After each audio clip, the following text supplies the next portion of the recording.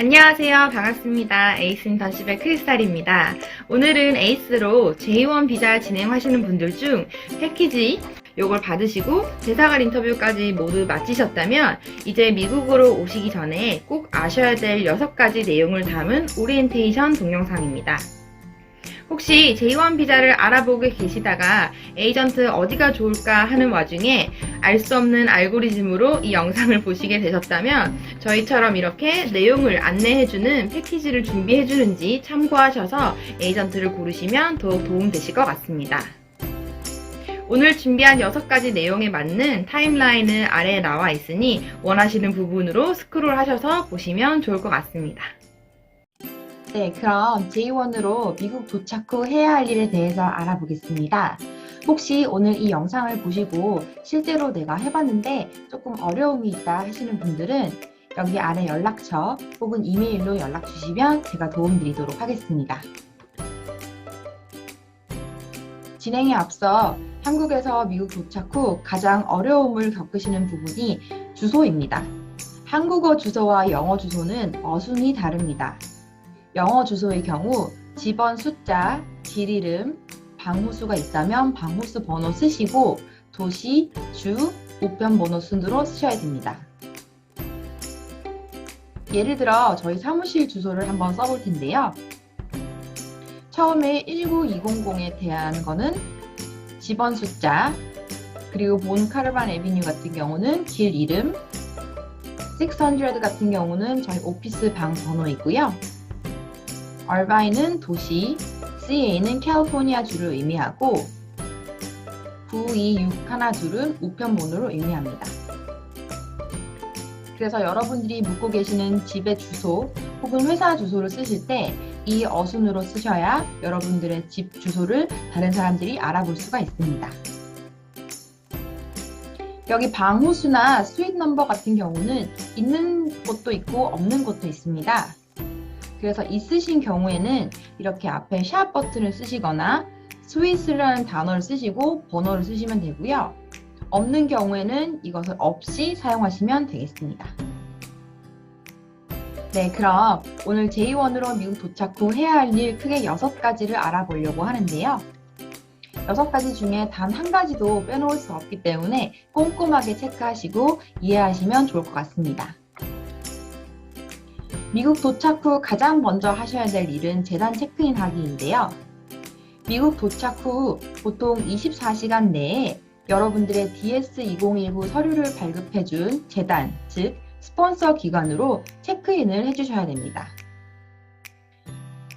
각자 진행한 재단이 모두 다르므로 에이전트 담당자에게 문의하셔야 되는데요.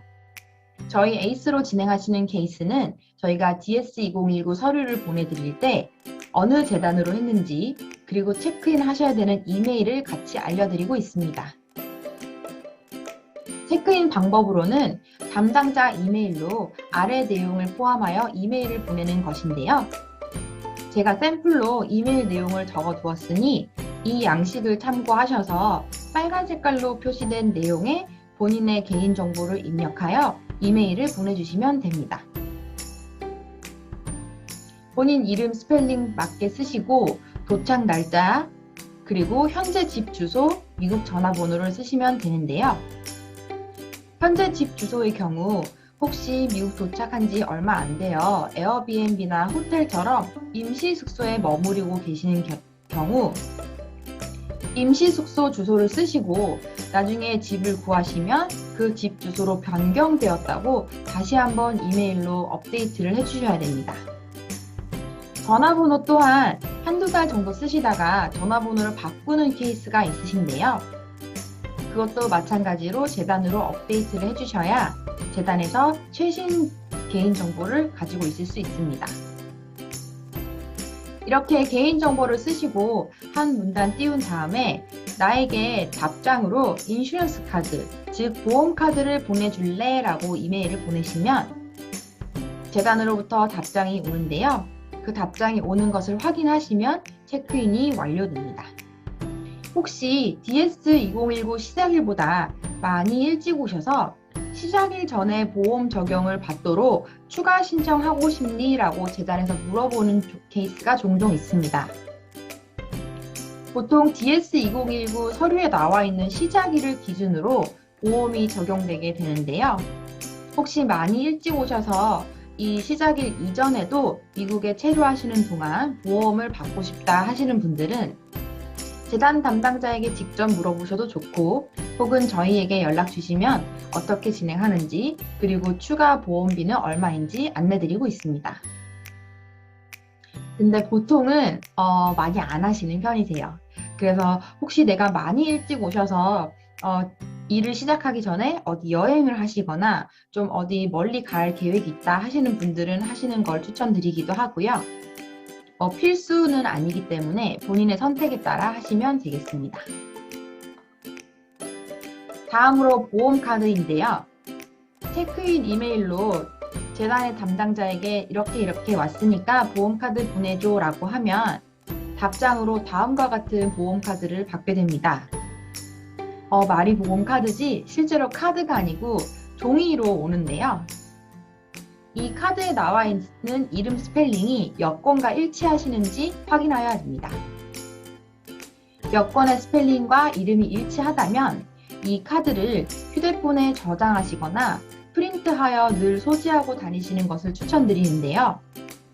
그 이유는 병원에 가거나 약을 받을 때 보험카드를 보여달라고 하면 이 카드를 보여주시면 됩니다. 미국의 경우 의사 선생님과 대면으로 진료를 받으시는 경우 예약을 할 때부터 보험카드를 요구하는 케이스가 많습니다. 그 이유가 그 병원에서 그 보험카드 적용이 되는지를 미리 알아봐야 환자도 편하고 병원도 편하기 때문입니다. 그래서 어디가 아파서 그 병원에 예약을 하시는 경우 보험카드를 이메일이나 사진으로 보내달라고 합니다. 그러면 이 갖고 계신 보험카드를 보여주시고 보험 적용이 가능한 병원인지 확인하신 다음에 예약을 하셔서 진료 받으시는 걸 추천드립니다. 미국의 의료 시스템은 한국과 많이 틀리기 때문에 그냥 길에 있는 아무 병원이나 찾아가서 진료를 받을 수 없습니다. 특히 요즘 코로나 이슈로 인해서 병원에 출입하는 것 자체로 매우 엄격하게 단속을 하고 있는데요. 이렇기 때문에 병원에 진료를 받으시는 경우 미리 병원에 전화하셔서 보험카드 내용을 주고 어떤 이유로 의사 선생님을 만나고 싶은지 이야기한 다음에 가지고 있는 보험카드가 그 병원에서 보험 적용을 받을 수 있는지 확인하시고 예약 후 진료 받으시는 걸 추천드립니다. 이 두 카드는 저희가 예시로 보내드리는 거고 각자 진행하신 재단에 따라 보험카드의 모양은 다를 수 있습니다. 다음은 가장 중요한 소셜번호 신청인데요. 소셜번호는 SSN이라고도 부르는데 이는 소셜 시큐리티 넘버의 줄임말입니다. 신청하는 방법은 크게 9단계로 나눠서 설명드리고요. 필요 서류 리스트는 다음 슬라이드에서 안내드리겠습니다. 먼저 미국 도착 후 재단으로 체크인을 하시면 여러분들의 스테이터스가 액티베이트 됩니다. 그러고 체크인을 한 후 약 비즈니스 데이로 5일 정도가 지나면 소셜 오피스에서 개인정보 검색이 가능해집니다. 그러면 내가 있는 곳에서 가장 가까운 소셜 시큐리티 오피스를 검색하시고 그 주소를 메모하신 다음 그 주소로 필요한 서류의 복사본을 모두 보냅니다. 코로나 이전에는 그냥 가서 예약도 할 수 있고 전화로 일주일 이내 예약도 많이 받아주고 했는데요. 코로나 이슈로 인해서 이제 인펄슨 어포인먼트는 미리 꼭 복사본을 보내고 소셜 오피스에서 그 서류를 확인한 다음에 오케이, 너 그럼 이제 신청할 수 있으니까 와서 원본 확인하고 신청 도와줄게 이렇게 전화가 옵니다. 그러면 이제 원본을 가지고 신청을 하시게 되는데요. 먼저 복사본을 잘 보내셔야 그 사람들이 엘리지빌리티를 확인할 때 어려움이 없습니다. 다음 슬라이드에 나와 있는 모든 서류를 다 준비하시고 그 복사본을 준비하셔서 USPS, 즉 한국의 우체국에 해당하는 미국 공영 우체국에 방문하셔서 Certified 메일로 보내셔야 됩니다. Certified 메일이란 일반 우편과 달리 내가 서류를 보내면 그 받은 사람이 잘 받았고 누가 받았는지를 서명한 다음에 그 종이를 다시 나에게 보내주는 메일의 형태를 말합니다. Certified 메일 작성법도 다음 슬라이드에서 같이 안내드리도록 하겠습니다. 자, 그럼 모든 필요한 서류의 복사본을 USPS에 가서 Certified 메일로 보낸 후 SSN5 신청서에 기입한 전화로 전화가 오면 받아서 본인 확인 후 In-person appointment, 즉 방문 예약이 가능한 날짜와 시간, 그리고 정확한 오피스 주소를 말해줍니다. 그러면 그 주소, 날짜, 시간을 잘 메모하셨다가 그 약속한 날짜에 맞게 모든 서류를 이제 원본으로 지참하셔서 방문합니다. 보통 10분 정도 일찍 가시는 걸 추천드리고 도착하면 그 앞에 경비 아저씨가 어떻게 왔냐, 그리고 너 오늘 예약했냐 이렇게 물어봐요. 그러면은 응, 나 몇 시 몇 분에 예약을 했고 이름은 뭐뭐야 라고 하면 그분이 안에 들어가서 예약 정보를 확인한 다음에 그 다음 순서가 되면 들어오라고 안내를 해줍니다. 이때 본인만 들어갈 수 있고 원본 서류를 모두 챙겨가셔야 되므로 서류 리스트를 꼭 확인하시고요. 이때 원본 서류에 문제가 있거나 잘못 가져가거나 하나씩 빠뜨리는 경우 소셜번호 신청이 한 달 이상도 딜레이가 되는 케이스를 정말 많이 봤습니다. 그래서 한 번에 신청을 잘 해서 소셜번호를 바로 받으실 수 있도록 서류 체크를 꼭 하시는 걸 추천드리고요.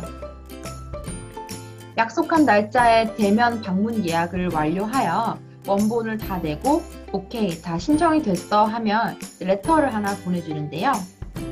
그 레터를 가지고 있다가 약 2주 후에 집으로 배송되는 소셜카드를 확인하시고 이 번호를 회사로 업데이트 해주시면 그 번호가 이제 여러분들의 주민번호가 되어 월급을 받으실 수 있게 됩니다.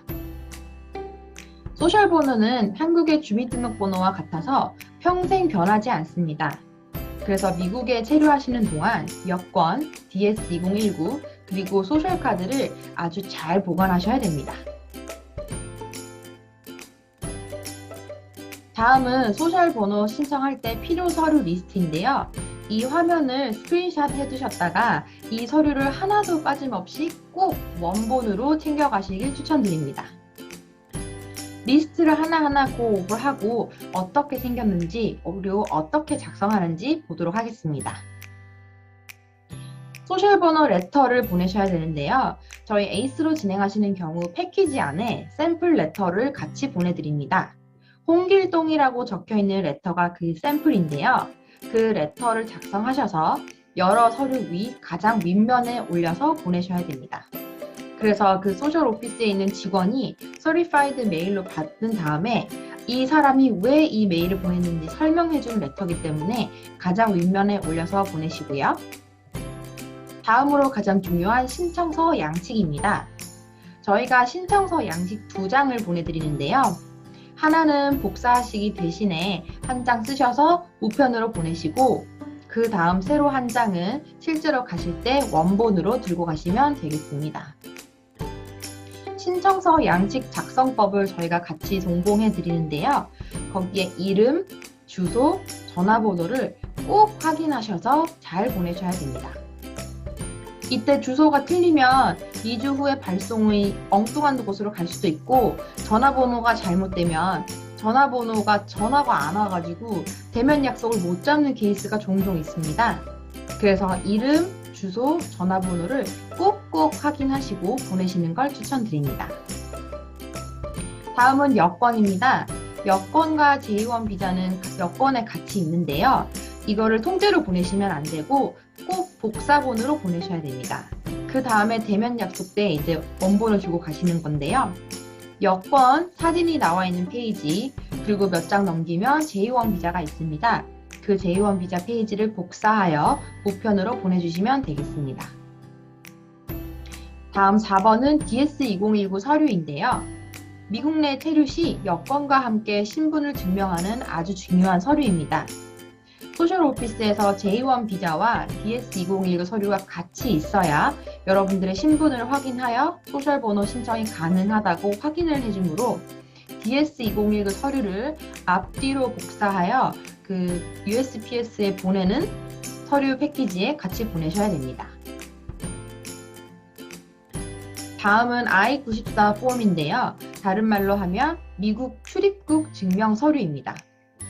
구글에서 I-94 폼을 검색하여 개인정보 기입 후 나오는 본인의 최신 출입국 기록서를 제출하셔야 되는데요. 이 I-94 형태의 폼의 경우 소셜번호 신청뿐만 아니라 은행 계좌 개설, 그리고 회사에서도 가끔 요구하는 케이스가 있습니다. 그래서 이왕 프린트 하실 때 조금 넉넉히 서너 장 정도 프린트 해두시는 걸 추천드립니다. 다음은 영문 가족관계 증명서인데요. SS5 어플리케이션에 보면 엄마 이름, 아빠 이름을 쓰게 되어 있습니다. 영문 가족관계 증명서에 나와 있는 어머니, 아버님의 영문 스펠링과 SS5 어플리케이션에 쓰는 어머님, 아버님의 영문 스펠링이 일치해야 합니다. 그래서 쓰실 때 미리 영문 가족관계 증명서를 보시고 작성하시는 걸 추천드리고요. 이는 한국에서 어머니, 아버지가 갖고 계신 여권 이름과 동일하게 쓰시는 걸 추천드립니다. 직접 확인하진 않지만 혹시 이제 여러분들이 앞으로 미국에 계시거나 어머니, 아버님이 미국에 오시거나 어머님, 아버님이 소셜번호를 받게 되는 케이스에 다 하나하나 확인하게 되어 있는데 이때 스펠링이 틀리면 조금 어려움이 있을 수 있기 때문에 미리 신청할 때부터 스펠링을 잘 확인하시고 신청하시는 걸 추천드립니다. 가끔 여기 신청서에 어머니, 아버님 이름 작성할 때 저희 어머니, 아버님 중에 한 분은 돌아가셔서 안 계십니다. 혹은 이혼을 하셔서 따로 사십니다. 이렇게 그런 경우는 어떡하나요? 라는 질문을 하시는데요. 살아계시든 혹은 돌아가셨든 같이 계시든 이혼을 하셨든 그래도 어머니, 아버님으로 등본에 혹은 가족관계 증명서에 나와 있다면 그 이름 그대로 쓰시면 됩니다. 사망 여부라든지 이혼 여부를 기재하는 부분은 없으므로 그냥 어머니, 아버님 이름, 스펠링만 잘 맞춰 쓰시면 되겠습니다. 마지막으로 오퍼레터입니다. 여러분들이 서류를 진행하실 때 회사 인터뷰를 먼저 보셨을 텐데요. 이때 회사에서 받은 오퍼레터에 시작일과 임금 내역이 나와 있는지 확인하시고 회사 담당자 사인과 본인 서명을 한 후 오퍼레터를 준비하여 신청하시면 되겠습니다. 사실 오퍼레터의 경우 아주 꼭 필요한 서류 리스트는 아니기 때문에 무조건 있어야 되고 없으면 신청이 안 된다는 아니지만 소셜 오피스에 일하는 직원에 따라 오퍼레터를 요구하는 케이스가 있습니다. 이때 준비되지 않아서 딜레이가 되는 케이스가 있으니 참고하셔서 진행하시면 되겠습니다.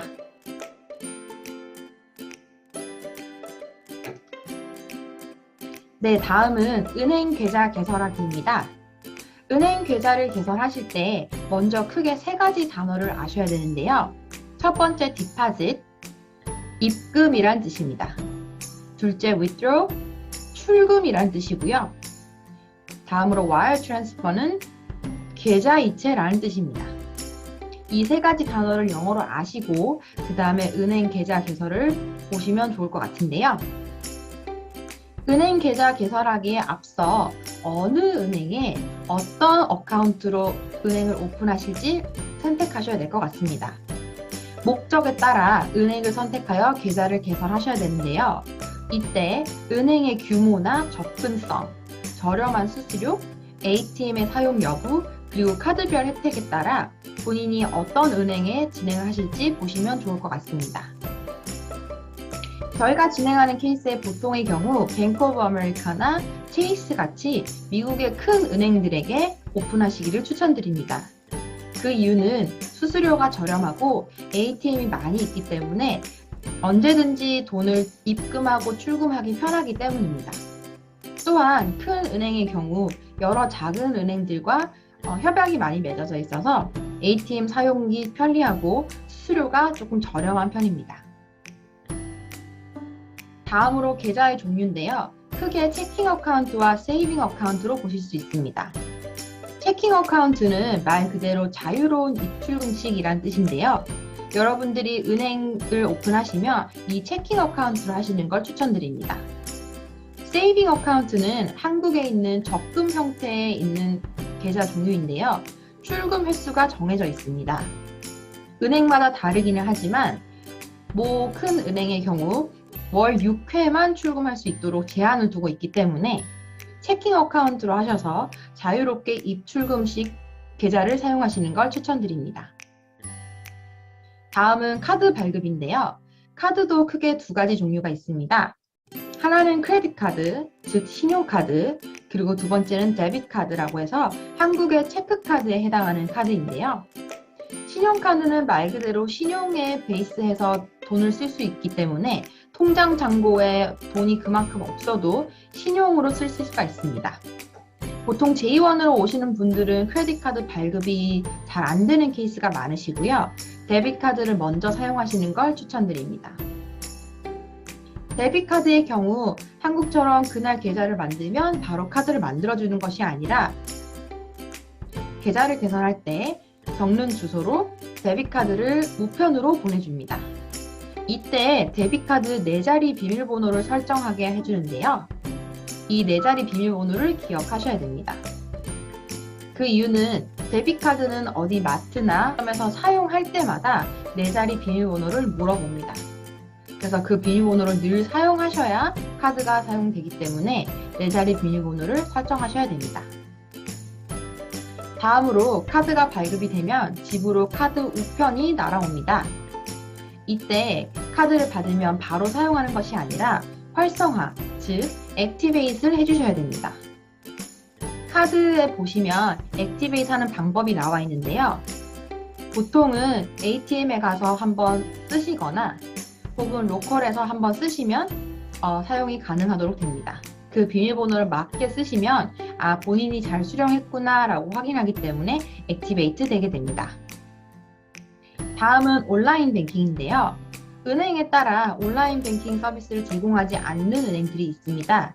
조금 작은 은행의 경우 온라인 뱅킹이 없는 케이스도 있고요. 아직 디벨롭 단계에 있는 케이스도 있어서 이왕이면 좀 큰 규모의 은행을 시작하시라 하는 것도 이 온라인 뱅킹 은행 앱을 다운받아 보실 수 있기 때문입니다. 온라인 계좌, 즉 어카운트를 만드시면 온라인 계좌 어카운트 아이디와 비밀번호를 만드실 수 있게 되는데요. 핸드폰에 이 앱을 다운로드하여 그 아이디와 비밀번호를 입력하고 들어가시면 실시간 잔액, 영어로는 밸런스를 확인하실 수 있고요. 실시간으로 사용 내역이 확인 가능합니다.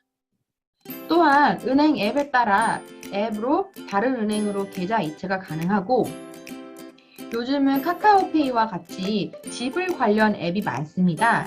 예를 들면 젤이라든지 벤모 같은 앱들이 있는데요. 은행 온라인 앱을 등록하셔서 연동하실 수 있습니다. 이렇게 지불 관련 앱 같이 여러분들이 미국에 사시면서 꼭 필요한 혹은 유용한 앱은 다른 영상에서 다시 한번 정리해 드리도록 하겠습니다.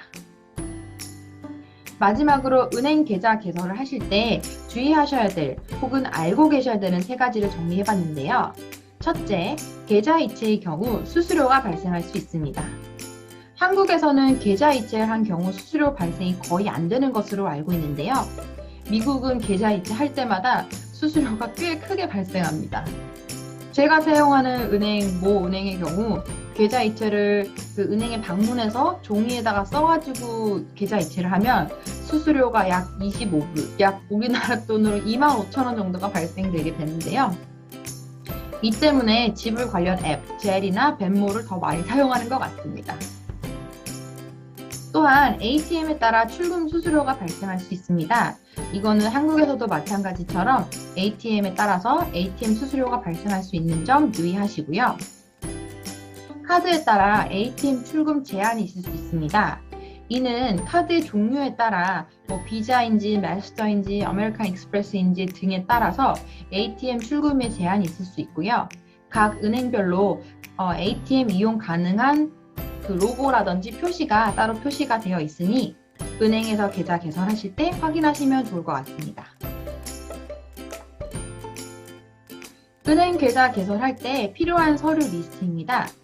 한국에서처럼 그냥 신분증만 들고 가면 계좌를 개설해주는 것이 아니라 미국에서는 우리가 외국인 신분이기 때문에 여기 5개와 같은 리스트를 가져가셔야 은행 계좌 개설을 받을 수 있습니다. 먼저 신분증입니다. 여권이나 국제운전 면허증과 같이 사진이 부착된 신분증을 가져가셔야 되고요. 둘째, 비자를 가져가셔야 됩니다. 외국인 신분이기 때문에 어떤 비자로 체류하는지 이제 보고가 돼야 돼서 비자를 가져가셔야 되고, 앞서 말씀드린 바와 같이 J1 비자의 경우 DS2019 원본을 지참하셔서 가져가셔야 됩니다. 그럼 은행 직원이 복사를 하고 원본을 다시 주는데요. 꼭 잘 챙겨서 오셔야 됩니다. 세 번째는 주소입니다. 주소를 그냥 포스트잇 같은데 이거 우리 주소야 라고 써가시는 게 아니라 주소와 이름이 나와 있는 어떤 영수증 같은 걸 들고 가셔야 되는데요. 뭐 핸드폰 요금 결제 영수증 혹은 소셜번호 신청서와 같이 집 주소와 본인 이름, 연락처 등이 기재되어 본인을 증명할 수 있는 서류를 지참하셔야 됩니다. 그래서 여기 나와 있는 주소로 여러분들의 은행 정보 혹은 데비카드를 발급해주기 때문에 이 주소를 잘 확인하시고 잘 나와 있는 영수증을 챙겨 가셔야 됩니다. 마지막으로 연락처입니다. 핸드폰 번호와 같이 기재되어 있는 영수증이나 스테이먼을 가져가시는 경우 괜찮고요. 그렇지 않은 경우는 본인의 핸드폰 번호를 증명할 수 있어야 되는데, 보통 핸드폰 개통을 하시면 그 영수증에 이름과 전화번호가 나와 있습니다. 그래서 그런 종이를 챙겨가시는 걸 추천드립니다. 마지막으로 I-94 폼인데요. 앞서 말씀드렸다시피 출입국 증명 기록입니다.